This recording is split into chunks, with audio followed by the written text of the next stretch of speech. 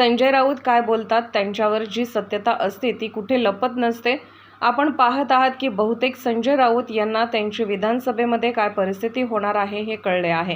गेल्या 2 दिवसापासून भाजप आणि नरेंद्र मोदी अमित शहा यांच्याबद्दल ते गुणगान गायला लागलेत। महाविकास आघाडीने यांच्याकडे लक्ष द्यावे की नक्की यांच्या मनात काय चालले आहे। संजय राऊत यांनी एकनाथ शिंदे, देवेंद्र फडणवीस आणि अजित पवार यांच्यामध्ये बोलण्याची त्यांची पात्रता आहे का? संजय राऊत सोसायटीचे अध्यक्ष आणि सेक्रेटरीची निवडणूक पण लढलेले नाही आहेत। जे लोकांमधून निवडून आले आहेत त्यांच्यावर टीका करू नये। प्रथम जिथे तुम्ही राहता तिथे तुमच्या पक्षाचा नगरसेवक निवडून आणून दाखवा। आम्हाला काय मिळेल याची संजय राऊत यांनी काळजी करू नये। ज्या राहुल गांधी यांनी तुम्हाला फाट्यावर मारून सांगलीत आले आणि विधानसभेची पहिली जाहीर सभा त्या विधानसभा मतदारसंघात घेतली। आधी काँग्रेसने तुम्हाला तुमची योग्यता दाखवली आहे, पहिले ते बघा, मग आमच्यावर टीका करा। गणेश भक्त 10 दिवस भावभक्तीने गणेशाचे पूजन करतात। आज विसर्जन आहे, पुढच्या वर्षी गणेश उत्सवाची वाट बघत बाप्पाचे विसर्जन करणार आहेत। भ्रष्टाचाराचे आरोप आणि आता जामिनावर सुटले आहेत। अरविंद केजरीवाल यांनी संपूर्ण दिल्ली राज्याला फसवले आहे। ते जामिनावर सुटले आहेत याचा अर्थ ते आरोपी नाही तसे नाही, पूर्ण सरकार भ्रष्ट आहे। नवीन मुख्यमंत्री काय करतात ते बघू। जो माणूस जेलमध्ये बंद होते त्याच्या नेतृत्वातच ते सरकार चालणार आहे। वर्षानुवर्ष नरेंद्र मोदी या देशाचे पंतप्रधान राहिले पाहिजेत याचा त्यांना शुभेच्छा। संजय गायकवाड मनापासून बोलले आहेत। पंडित नेहरू, राजीव गांधीपर्यंत आरक्षणाला विरोध केला आहे। सर्वांची आरक्षणाविरोधात भूमिका होती। डॉक्टर बाबासाहेब आंबेडकर यांनी लोकसभा निवडणुकीत काँग्रेसने पाडले। त्यांचं स्वतःचं स्ट्राईक रेट नाहीये। संजय राऊत काय म्हणतात त्याच्यावरती जी सत्यता असते ती कुठे लपत नसते। आणि आपण पाहताय की बहुतेक संजय राऊत यांना कळलेलं आहे की त्यांची परिस्थिती विधानसभेमध्ये काय होणार आहे। गेल्या 2 दिवसापासून भारतीय जनता पार्टी आणि नरेंद्र मोदीजी, अमित शहाजी यांच्याबद्दल ते गुणगान गायला लागलेले आहेत।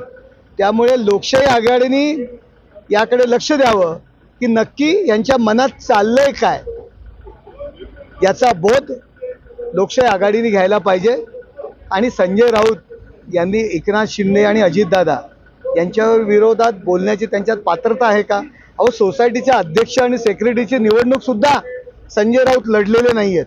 ते राहतात त्या ठिकाणी नगरसेवक पण शिवसेनेचा नाही आहे, तो त्या ठिकाणी आणू शकले नाहीत निवडून। त्यांनी जी व्यक्ती 5-5, 6-6 वेळा निवडून आलेले आहेत, आमदार झालेले आहेत, लोकांमधून निवडून आलेले आहेत, त्यांच्यावरती टीका करण्याचा प्रयत्न करू नये।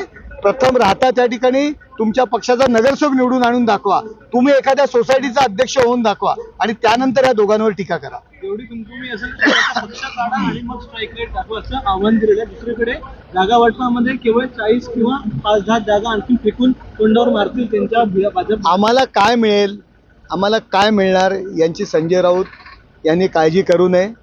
ज्या राहुल गांधी यांनी तुम्हाला फाट्यावर मारून सांगलीमध्ये आले, ज्यांनी सुपारी आपण ज्यांची घेतली होती ज्या रेती माफियांची, आणि त्यांना निवडणुकीत पाडलं अपक्ष उमेदवार उभा करून, आणि महाराष्ट्रामध्ये पहिली मीटिंग, पहिली जाहीर सभा विधानसभेची त्या मतदारसंघात घेतली।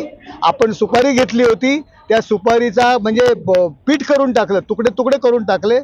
आधी काँग्रेसने तुम्हाला तुमची योग्यता दाखवलेली आहे, त्यानंतर तुम्ही आमच्यावर टीका करा, पहिलं ते पहा।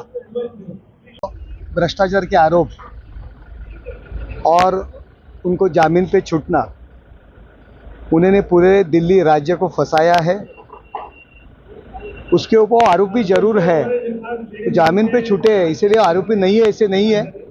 पूरी सरकार वो भ्रष्ट है। अभी नए मुख्यमंत्री क्या करेंगे वो देखेंगे, लेकिन दिल्ली में उन्होंने सबने रिजाइन देना चाहिए, सब आमदारों ने, क्योंकि भ्रष्टाचार उनके ऊपर प्रूव हो गया।